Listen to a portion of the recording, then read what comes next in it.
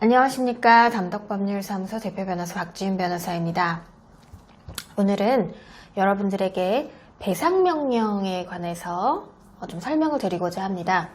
저희 같은 경우에는 사기 사건을 굉장히 많이 다루고 있는데요.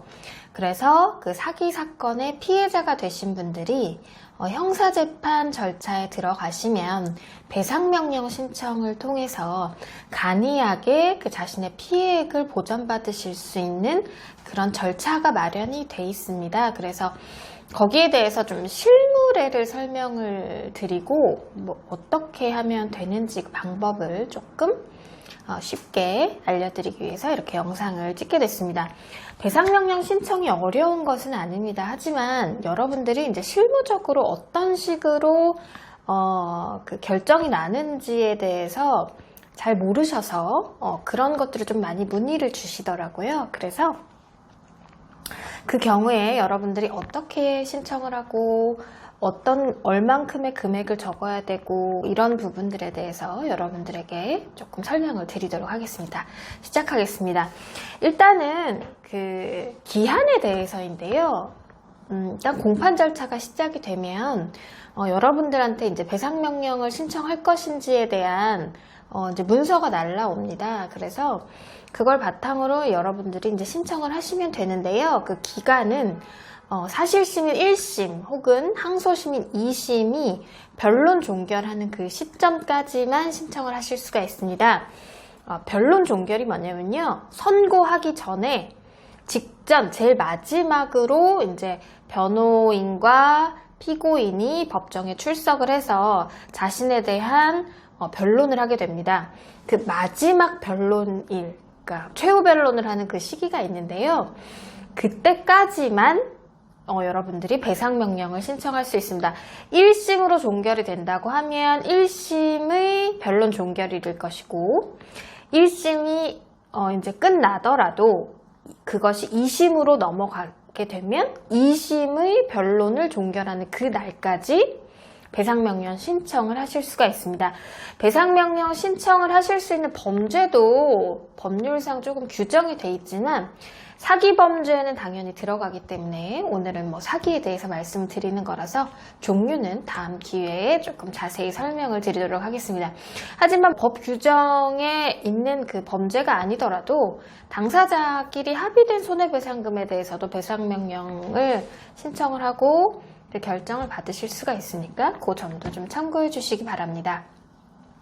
일단 배상명령 신청을 하면 신청서를 작성을 하게 되어 있습니다. 신청서에는 이제 어떤 사기 사건을 당했고 내가 얼마의 금액을 피해를 입었고 그래서 얼마를 청구한다 이런 내용이 증거 자료들하고 이제 제출이 되면 되는데요. 그리고 공판기일이 통지가 됩니다. 그러면 배상 신청인이 이제 공판기일에 직접 출석하기도 하는데요. 굳이 출석하지 않으시더라도 그 신청하신 부분에 대한 결정은 재판을 선고하면서 동시에 내려지게 됩니다. 여러분들이 이제 이 과정에서 가장 궁금해 하시는 게 그럼 배상 신청 금액을 얼마로 해야 되나요? 변호사님, 위자료, 정신적 손해배상, 나머지 기타 피해에 대한 손해액을 전부 다 산정해서 적어도 되는 건가요? 얼마를 넣어야 되나요?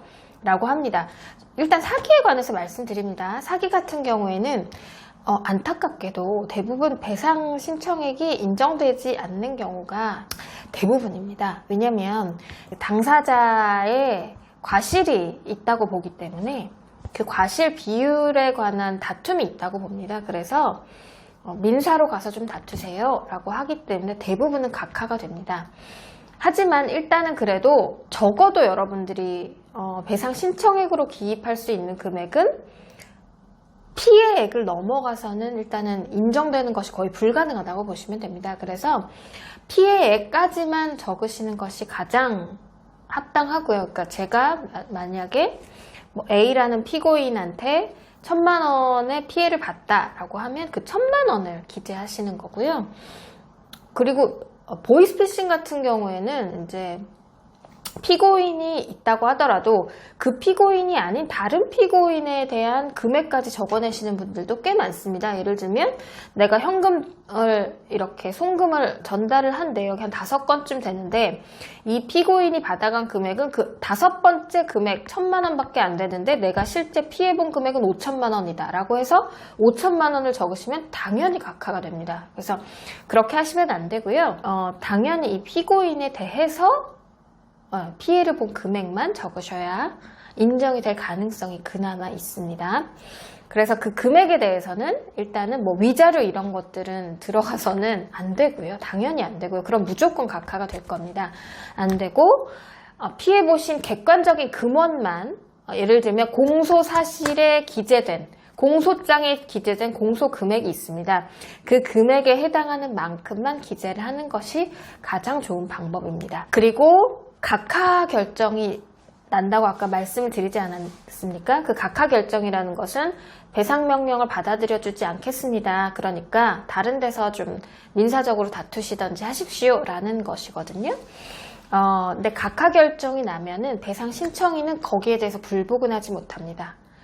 배상 명령이 떨어지게 되면 피고인은 불복을 할 수가 있습니다만은 배상 신청인, 그러니까 피해자가 배상 신청을 했을 때 거기에 대해서는 각하 결정이 내려지면 불복할 수 있는 기회나 절차가 더 이상 마련되어 있지 않기 때문에 그런 경우에는 민사소송으로 가셔서 유죄가 인정된 경우에 민사소송으로 가셔서 그 피해자에게 직접 민사소송을 통해서 다투셔야 하고 그 경우에도 피해금액 전액을 받으실 수 있는 것은 아닐 것이고요. 아마 과실 비율이 어느 정도 참작이 돼서 주로는 30%에서 50% 정도 사이로 보시면 될 거예요.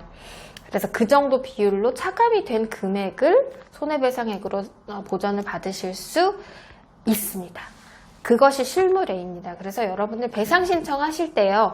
사기죄로 사기나 뭐 사기 미수 혹은 사기 방조 같은 것으로 일단은 공소 제기가 된 피고인에 대해서는 과다한 금액을 책정하시면 무조건 각하가 됩니다. 그래서 피해 입은 금액 그것만큼만 공소 사실에 기재된 공소 금액에 해당하는 금액만큼만 기재를 하시는 것이 가장 좋습니다. 일단 그 점에 대해서 좀 알려드리고요. 나머지는 뭐 그냥 간략하게 기재를 하셔도 어차피 그 기록상에 다 나타나 있기 때문에 조금 추가적으로 입증하실 자료들이 있다면 더 내셔도 되고요. 그렇게 하셔서 배상 신청을 그 기간 내에 하신다면 판사님께서 피고인에 대한 선고를 할 때 동시에 그 배상 신청에 대한 결정을 하게 됩니다. 오늘도 영상 시청해 주셔서 감사드리고요. 이 영상이 여러분들에게 도움이 되셨으면 정말 좋겠습니다. 고맙습니다.